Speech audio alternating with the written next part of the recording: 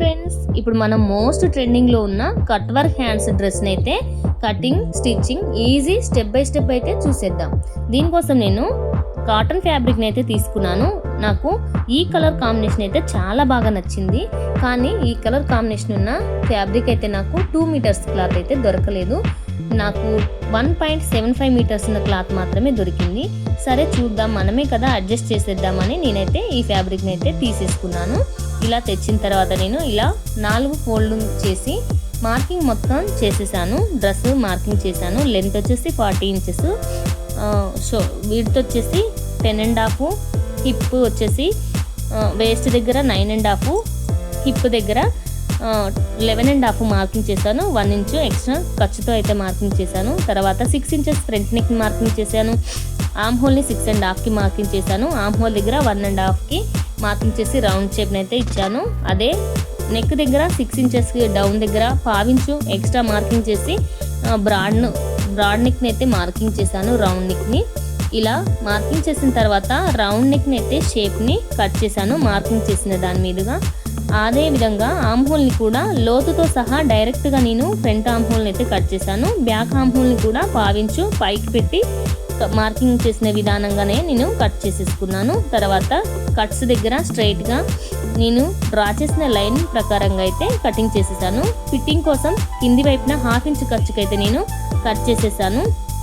ఆ తర్వాత నేను బ్యాక్ నెక్ని అయితే తీసుకుంటున్నాను. ఆ బ్యాక్ నెక్ని తీసుకొని నేను 7 ఇంచెస్కి అయితే మార్కింగ్ చేసుకున్నాను.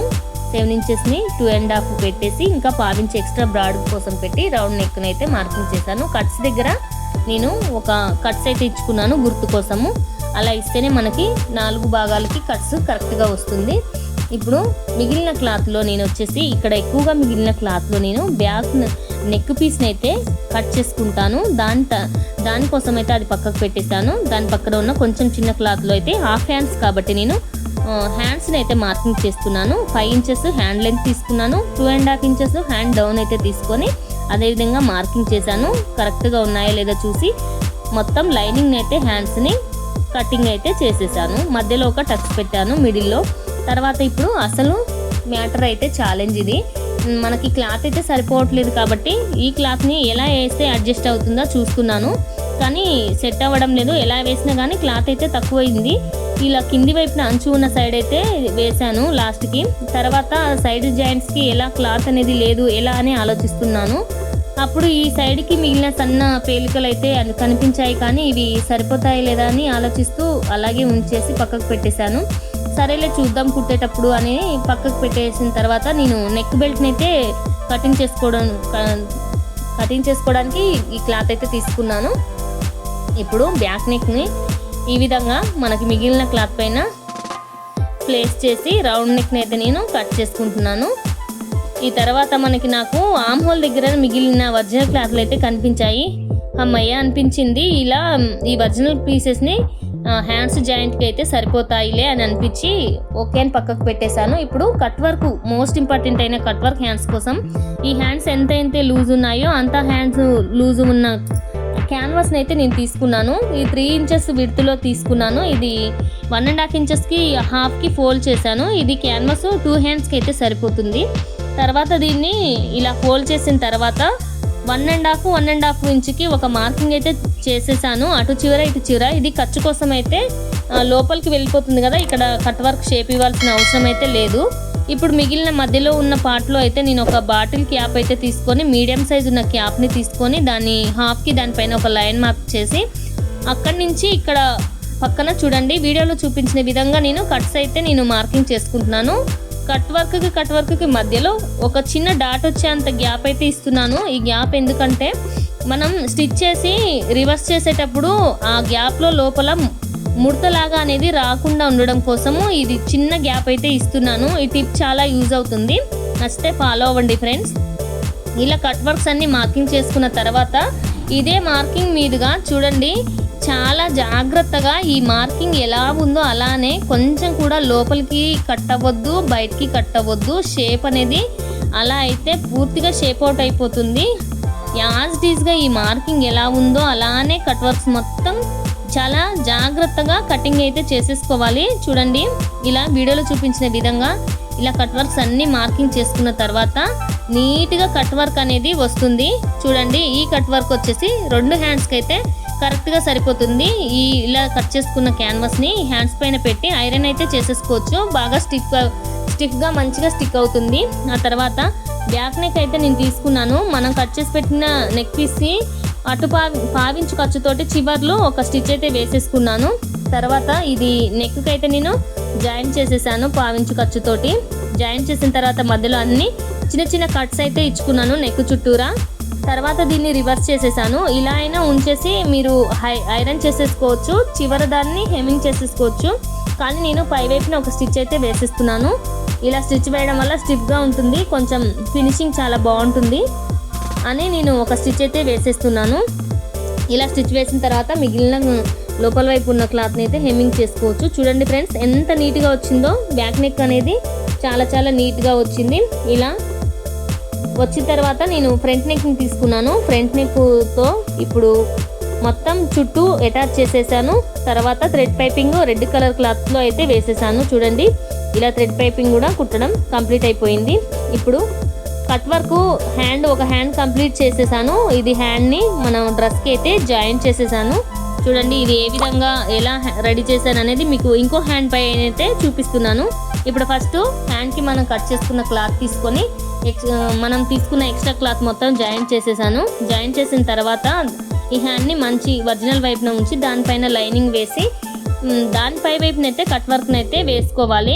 ఇప్పుడు మనకి కట్ వర్క్ స్టిచ్ చేయడానికి కింద వేసిన క్లాత్స్ అనేవి కదలకుండా ఉండడం కోసం ఒక స్టిచ్ అయితే వేసుకుంటున్నాను, పెద్ద స్టిచ్ని.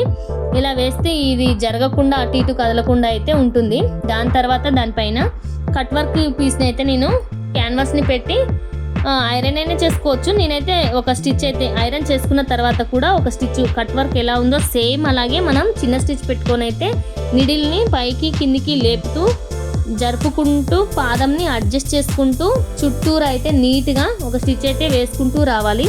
ఇలా స్టిచ్ వేసుకున్న తర్వాత యాజ్టీజ్గా మొత్తం కంప్లీట్ అయిన తర్వాత కట్ వర్క్ క్యాన్వాస్ మీదనే స్టిచ్ అయితే పడాలి.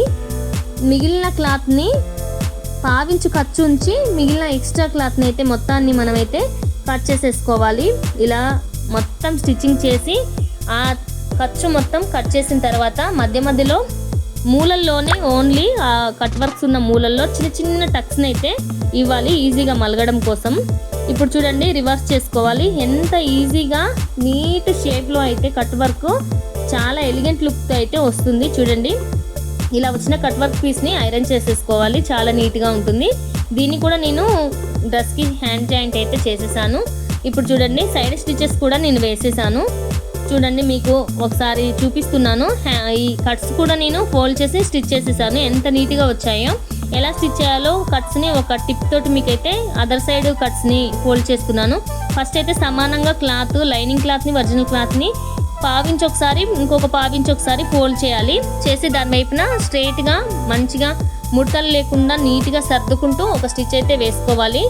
ఇలాగే సర్దుకుంటూ కట్స్న దగ్గర వరకు స్టిచ్ వేసేసి కట్స్ దగ్గర పైకి రానిచ్చి నిడిల్ని లోపలికి ఉంచి ఇలా ఓన్లీ క్లాత్ని తిప్పి ఆ కట్స్ కాడ కింది వైపున 2 ఇంచుల నుంచి పై వైపుకి స్ట్రైట్గా క్లాత్ని అయితే మలవాలి. అప్పుడైతేనే మనకు ముడతలు రాకుండా క్రాస్ రాకుండా వస్తుంది. అలా మార్చిన తర్వాత కింది వైపు స్ట్రైట్గా స్టిచ్ వేసుకుంటూ వెళ్ళాలి. అంతేకాని పైన కట్స్ ఉన్న దగ్గర మలిస్తే కింది వైపున ముడతలు అనేది వచ్చే అవకాశం ఉంటుంది. చూడండి ఎంత నీట్గా వచ్చింది. స్ట్రైట్గా కొంచెం కూడా ముడత లేకుండా నీట్ ఫినిషింగ్ తోటి అయితే కట్స్ కూడా రెడీ అయిపోయాయి. ఈ టిప్ అయితే బాగా యూజ్ అవుతుంది, ఫాలో అవ్వండి ఫ్రెండ్స్. ఇలా స్టిచెస్ డబుల్ స్టిచెస్ అయితే వేసుకోవాలి కట్స్కు కూడా. ఇలా నేను స్టిచెస్ కూడా కంప్లీట్ చేసేసాను. ఇప్పుడు కింది వైపున మిగిలిన క్లాత్ని మనము ఫోల్డింగ్ అయితే చేసుకోవాలి. చూడండి స్టిచెస్ కట్స్ అయితే ఎంత నీట్గా స్ట్రైట్గా బాగా చాలా సింపుల్గా అయితే వచ్చాయి.